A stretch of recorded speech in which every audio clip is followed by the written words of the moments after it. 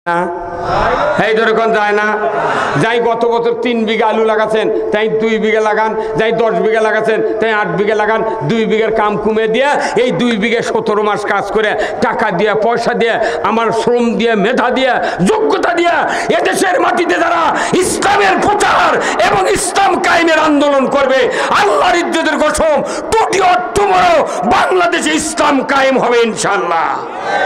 কারা কারা বাংলাদেশে ইসলাম বিজয় দেখতে চান দুহাত তুলে আল্লাহকে দেখান।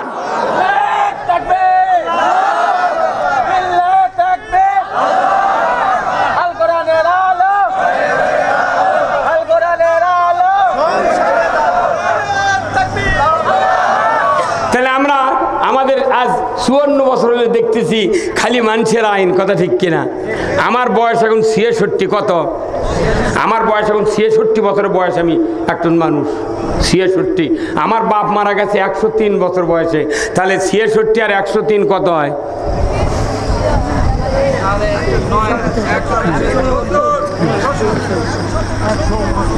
66 সাথে 3 69, 169 বছর। আর আমার দাদা মারা গেছে 106 বছরে, তাহলে কত হলো? 275 বছর। 275 বছর আমার পরিবারে আমি দেখতেছি, আমার দাদা মলো বাপ মলো আমার 66। এই 275 বছর হলে এই ভারতবর্ষের 1 ইঞ্চি মাটির ইসলাম বিজয় দেখতে পাই নাই, কথা ঠিক কিনা? তাহলে 275 মানে কি? 3 পুরুষ জন্মে আবার মরে গেছে, কত কনে গায়ে দাদা দেখে পারেনি। দাদা আমার দাদা বিয়ে করছে, দলিলত লেখা আছে সিরি, আর টুপি ছিল লাল উঁচা টুপি টিকিয়ালা। আমার বাপ বক্তা, আমার সাথে আমি বাপের সাথে বক্তৃতা করছি। আব্বা মাঝে মধ্যে কাঠের একটা বাক্স খুলে ওই টুপি দেখে, আমি কই আব্বা এটা কাঠ টুপি? করছে বেটা এটা তোর দাদার টুপি। কে টুপি টিকি কে? করছে না ব্রিটিশ আইন করছিল যে যদি তুমি দলিলত বা বিভিন্ন নাম টাম লেখো তাহলে সিরি লেখা লাগবে। এই যে দলিলত দেখ সিরি, আর টুপি মাথার দিবে বাঙালি মুসলমান ভারতবর্ষের, তোমাদের টুপির রং হবে লাল, আর ওই টুপির সাথে তার ছেলের মতো চুল ঝুঁকে থাওয়া লাগবে, তাই কয় টিকি। কতক্ষণ টাকা? আমার বাবা ব্রিটিশ দেখেছেন, আমার দাদা দেখেছেন, আমি পাকিস্তান দেখেছি। পাকসার জমিন ছাদবাদ, পাকিস্তান জিন্দাবাদ। আমি জাতীয় সঙ্গীত সোনার বাংলাও করছি, পাকিস্তানের জাতীয় সঙ্গীত করছি। 68 সনে ক্লাস 4-এ যখন পড়ি তখন বলেছি, অদ্যাবধি দেখেছি ভারতবর্ষের 1 ইঞ্চি জায়গায় ইসলাম বিজয় হয় নাই। মানে 3 পুরুষ চলে গেছে, এখন এই যে 4র্থ পুরুষের ব্যাপারে আমরা দেখতেছি। ইসলামের কথা যখন আমরা বলছি, আমাদেরকে বলা হচ্ছে তোমরা কার ইসলাম চালু করতে চাও, কথা ঠিক কিনা? আমরা আল্লাহর দেওয়া ইসলাম চালু করতে চাই, যে ইসলামে আছে চোর চুরি করলে হাত কাটো। কার কথা? ওয়াসারিকু ওয়াসারিকাতু ফাকতাউ আইদিয়াহুমা। চোর আর চুন্নি যদি ধরা পড়ে 5টা গ্যারান্টির পর হাতটা কেটে দাও। একটা চোরের হাত বাইতুল মুকাররমের উত্তর গেটে কেটে দেওয়ার দৃশ্য ডিসেল লাইনে বিটিভি, এনটিভি, সিটিভি, 21, 71, 75 চ্যানেলে যদি দেখানো হতো, আল্লাহর ইজ্জতের কসম এ দেশের মাটিতে হুন্ডা চুরি, গরু চুরি দূরের কথা, মসজিদে একজোড়া স্যান্ডেল চুরি হতো না।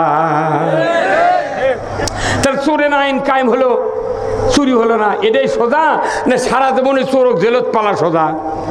এই বাংলাদেশে যতগুলো আসামি আছে জেলখানা, এর করে ভাতের টাকা যদি ইউরিয়া সার ভর্তুকি দিল সরকার, 20 টাকা বস্তা বানানি আমরা, কথা বলেন আমরা।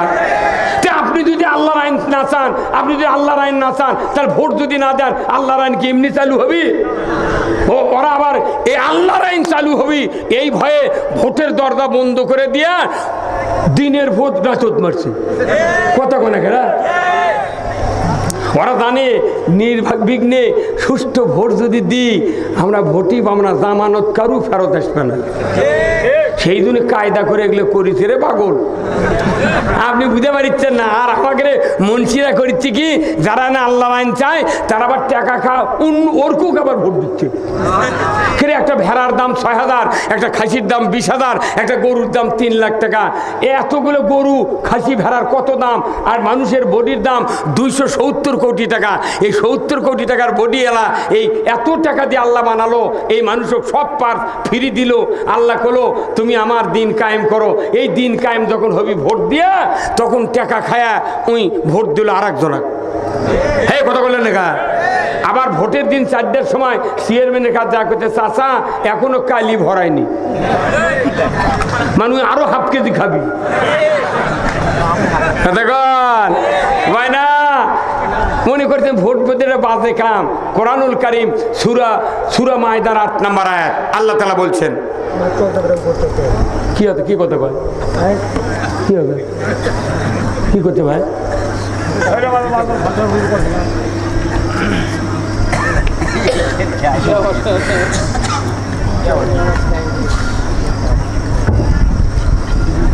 আপনার কি ভাই, ওরা প্রচার করবেন না, কথা পরে হবে, সেটাই দাঁড়িয়ে পেলে ভোট দিতে দেয় তাহলে হবে। কি কথা ঠিক কিনা? আল্লাহ কোরআনে বলছেন সূরা মায়দার 8 নম্বর আয়াত, ইয়া আইয়ুহাল্লাযীনা আমানু কুনু কাওয়ামিনা লিল্লাহি শুহাদা বিল কিসত ওয়ালা ইয়াজরিমান্নাকুম শানানু কওমিন আলা আল্লাহ তা'দিলু ইদিলু হুয়া আকরাবু লিত-তাকওয়া আত্তাকুল্লাহ ইন্নাল্লাহা খাবীরুম বিমা তা'মালুন আল্লাযীনা আমানু ওয়া আমিলুস সলিহাতি লাহুম দারাজাতুন ইনদাল্লাহ।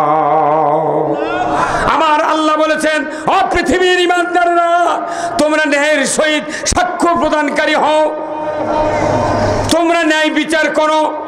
কোনো বিশেষ সম্প্রদায়ের শত্রুতা যেন তোমাদেরকে ন্যায় প্রতিষ্ঠিত করতে যেন বিরত না রাখে। এই দিলু ন্যায় প্রতিষ্ঠিত করো, হুয়া আকরাবুলের তাকওয়া, সবচেয়ে বেশি আল্লাহকে তারাই ভয় করে যারা পৃথিবীর জমিনে আল্লাহর ন্যায় আইন বিজয় করে। বদরে কোন মারহাবা। আল্লাহর দিন যারা ভালোবাসে, আল্লাহর দিন যারা কায়েমের চেষ্টা করে, এরাই আল্লাহকে বেশি ভয় করে। ধরে কোন আল্লাহু আকবার। রাসূলের একজন সাহাবী হযরতে হানজালা রাদিয়াল্লাহু তাআলা আনহু, উহুদের ময়দানের যুদ্ধের জন্য রাসূল 1000 সাহাবীকে আমন্ত্রণ দিলেন। 999 জন সাহাবী রাসূলের সামনে হাজির।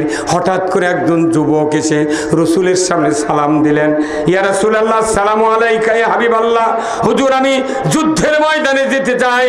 রাসূল মা থেকে পা পর্যন্ত উনি দেখলেন, বললেন তোমার নামটা কি বলো? আমার নাম হানজালা। রাসূল গো, আমি উহুদের ময়দানে যুদ্ধে যেতে চাই। রাসূল বললেন তুমি কি বিবাহ করেছ? বলেন হ্যাঁ। বলে যাও বিবাহ করো, তোমাকে যুদ্ধের ময়দানে যেতে হবে না। রাসূলের কথা মাত্র শোনায় উনি চলে গেলেন আনুগত্য করে, বিবাহ করলেন।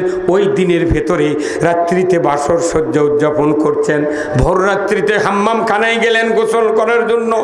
এদিকে মদিনার অলিতে গলিতে কে যেন ঠান্ডারা দেয়, কুতিলা মুহাম্মদ, কে আসরে মদিনার ঘরে বাইরে। ইসলাম পরাজিতর পথে, রাসূল শহীদের পথে। ইসলাম যদি পরাজিত হয়ে যায়, মদিনার ছোট্ট ইসলামী রাষ্ট্র ধূলিসাৎ হয়ে যাবে, কাফেরেরা দখল করবে। কে আছো তরবারি নিয়ে যুদ্ধের ময়দানে, উহুদের ময়দানে হাজির হয়ে ইসলাম বিজয়ের কাতারে দাঁড়িয়ে যাও। ঢান্ডারা কানে পড়ে গেল। রাসূলের কলিজার টুকরা সাহাবী হযরতে হানজালা রাদিয়াল্লাহু তাআলা আনহু, যুবক মানুষ, সবেমাত্র বিবাহ করে বাসর সজ্জা উদযাপন করে হাম্মামখানায় গিয়েছেন গোসল করার জন্য। কোন মানুষের কানে নবীর আহ্বান পৌঁছে দিলেন আল্লাহ। ওই ব্যক্তিটা স্ত্রীকে বললেন, ওগো পানের স্ত্রী, যুদ্ধের দামামা বেজে গেছে, রাসূল শহীদের পথে, আমি আর গোসল করব না, আমাকে তরবারি দাও, যুদ্ধের পোশাক পরিয়ে দাও রে স্ত্রী, আমি যুদ্ধ করব উহুদের ময়দানে গিয়া। ওনার স্ত্রী বললেন, পানের স্বামী, আপনার উপর গোসল ফরজ, গোসল করেন, আমি সহস্তে তরবারি দিব, পোশাক পরিয়ে দিব গো স্বামী। আমি দেরি করব না, বিরক্তি করব না, বাধা দেব না। হযরত হানজালা বললেন, পানির স্ত্রী, গোসল করতে গিয়া আমার নবী যদি শহীদ হয়ে যান, ইসলামী রাষ্ট্র যদি পরাজিত হয়ে যায়, যুদ্ধের ময়দানে যদি সাহাবারা যুদ্ধে যদি পরাজিত হয়ে ফিরে আসেন, একজন সাহাবী জীবিত থাকবে না, মদিনার ইসলামী রাষ্ট্র থাকবে না। ওগো পানের স্ত্রী, গোসল করতে যদি এই কাজগুলি ঘটে যায়, আমি হানজালা আমাকে কিয়ামতের ময়দানে আসামির কাঠগড়ায় দাঁড়াতে হবে। ভাইরা আমার, আল্লাহর ইজ্জতের কসম, এদেশে যদি ইসলাম কায়েমের এই দলকে যদি বারবার যে সরকার আলো, সেই সরকার যদি বাধা না দিত, এই বাংলাদেশে আজ থেকে 25 বছর আগে ইসলাম বিজয় হয়ে যেত। ওর একটাই কাম, খালি বাধা দেওয়া। কি কে বাধা দেয়নি? সব বাধা দিয়েছে, আমরা দেখেছি।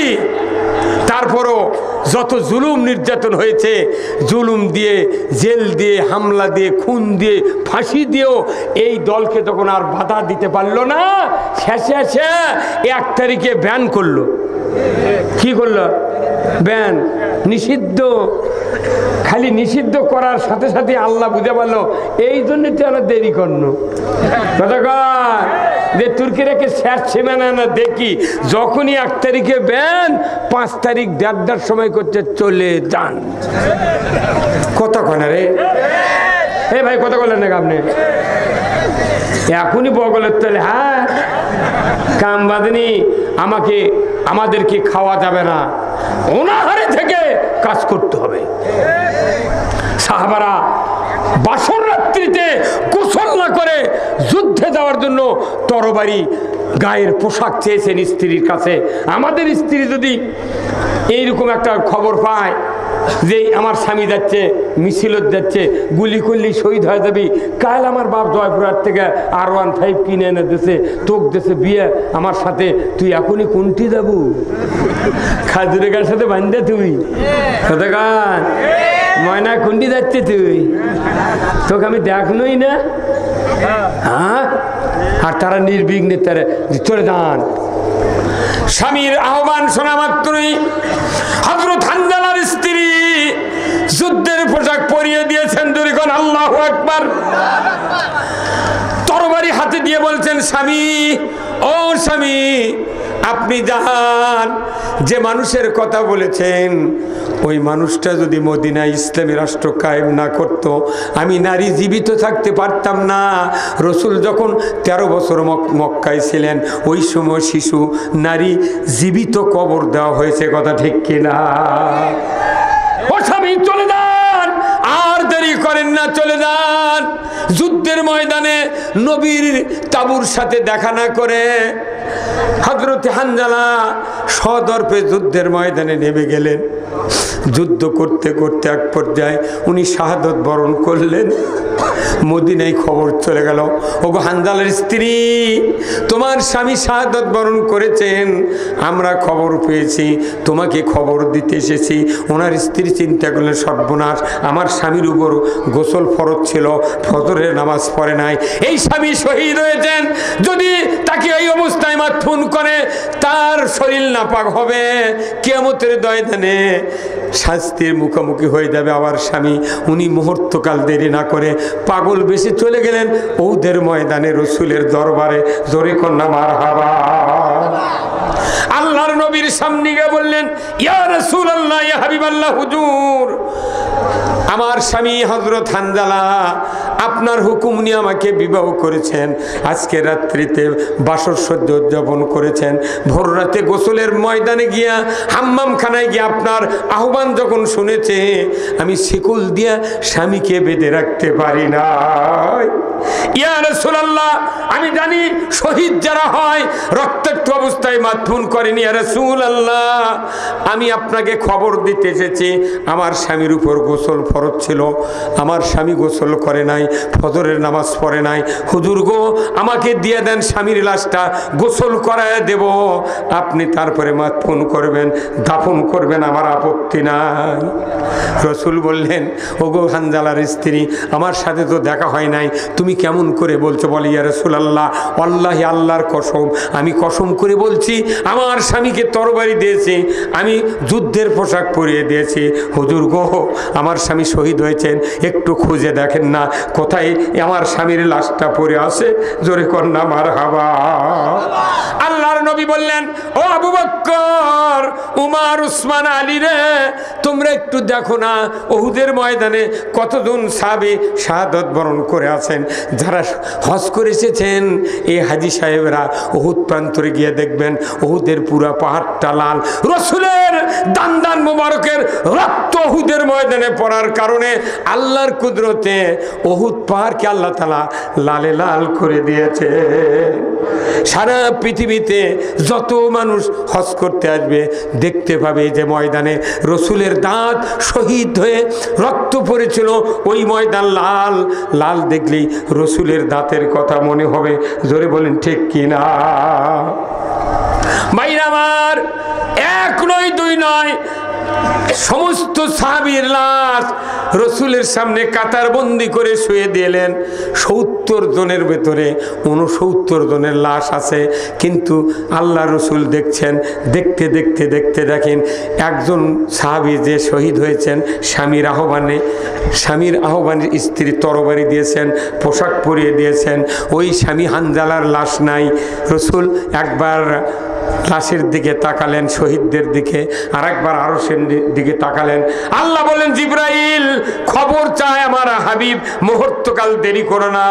যে হানজালা ফরজ গোসলের ৩ ফরজ কাজা করেছে, ফজরের নামাজের 2 ফরজ কাজা করেছে। ও জিবরাইল, মুহূর্তকাল দেরি করে না, নামাজ কায়েম করে নাই, গোসল আদায় করে নাই, দ্বীনের বিজয়ের লক্ষ্যে যুদ্ধ করার জন্য আহ্বান শোনা মাত্রই তরবারি নিয়ে জিহাদের ময়দানে উহুদ প্রান্তরে এসে যুদ্ধের ময়দানে নেমেছে। নিজের জীবনে বাজি রেখে জীবনের মায়া করে নাই, শহীদ হয়েছে। আমার কাছে এই শহীদের মর্যাদা এত ভালো লেগেছে, আমি আল্লাহ তার লাশটা উহুদের ময়দান থেকে উঠাইয়া চতুর্থ আসমানে হাউজে কাউসারের পানি দেয়া গোসল করা দিচ্ছি রে। জিবরাইল, তুমি গিয়ে আমার হাবিবকে খবর দিয়ে দাও। নামাজের চেয়ে দামি আবাদত আল্লাহর দিন কায়েমের যুদ্ধ করা, কথা ঠিক কিনা? ফরজ গোসলের চেয়ে দামি কাজ আল্লাহর দিন কায়েমের যুদ্ধ করা। রমজানের রোজা, 17ই রমজান রোজা ভেঙ্গে আল্লাহর নবী এবং সাহাবীরা বদরের প্রান্তরে যুদ্ধ করেছে। আল্লাহু আকবার। রোজার চেয়ে দামি ইবাদত বদরের যুদ্ধ ছিল। আমার দেশে যতগুলি ইবাদত আছে সকল ইবাদতের উপর বড় ইবাদত হলো এই সমাজে আল্লাহর আইন চালু করা। অথচ আমরা মনে করি যখনই ভোটের কথা কই, রাজনীতির কথা কই, এক শ্রেণীর মুন্সি টাইপের লোক কয় ওগুলো কি রাজনীতি করা লাগবে কে, কতক্ষণ করে কে? কিন্তু এই পরিবেশ আসছিল আজ থেকে 16 বছর আগে, এখন এসে এই পরিবেশ পাল্টে গেছে। এখন একই কথা, সব দেখা শেষ একবার কি? হ্যাঁ, মানুষ আস্তে আস্তে বুঝতে শিখেছে আপনার জীবনের সব গুণ আল্লাহ তাআলা মাফ করে দেবে। এই জন্যই মুমিনের গুণ অর্জন করতে গেলে আমাদেরকে মুমিনের গুণের ব্যাপারে আমি আপনাদের ফার্স্টে বলেছি। 1 নম্বর গুণ হলো কোরআন, আল্লাহর কথা শুনলে অন্তর থরথর করে কাঁপবে। 2 নম্বর গুণ হলো কোরআন শুনলে ঈমান বাড়বে। 3 নম্বর গুণ হলো এই মুমিনেরা আল্লাহর উপর ভরসা করবে। ধরে কোন আল্লাহু আকবার। কার উপর ভরসা করবে? আল্লাহর উপর। আমার ভাইরা, এই মুমিনদের আরেকটি গুণ হলো আল্লাযিনা ইউকিমুনাস সালাত, এরা নামাজ কায়েম করবে। ধরে কোন আল্লাহু আকবার। এরা কি করবে? তা আমাকে কথা নামাজ কায়েম হবে, সরকার বানাবো এমন যাতে ওই সরকার নামাজ কায়েম করে। দুই নাম্বার, এরপরে 5 নাম্বার গুণ হলো আমার আল্লাহ বলছেন আমরা যা রিজিক পেয়েছি আল্লাহ থেকে, আল্লাহ নিজে বলছেন আমি যা রিজিক তোমাদেরকে দিয়েছি এর থেকে খরচ করতে হবে আল্লাহর পথে। অর্থ ছাড়া জান্নাত নাই, অর্থ ছাড়া আন্দোলন নাই। জোরে বলুন ঠিক কি না? ওরা বলে যে জামাতের এত টাকা পায় কোনটি, কয় না? হ্যাঁ, এই দেশের যদি খালি রাজনীতি করে টাকা উপায় বন্ধ হয়ে যায়, এই দেশের জামাত ছাড়া কোন দলই থাকবে না। কতক্ষণের ভাই, কতক্ষণে কি আমি রাজনীতি করে আর টাকা পাচ্ছি না, তাহলে ওই দল কেউ করবে?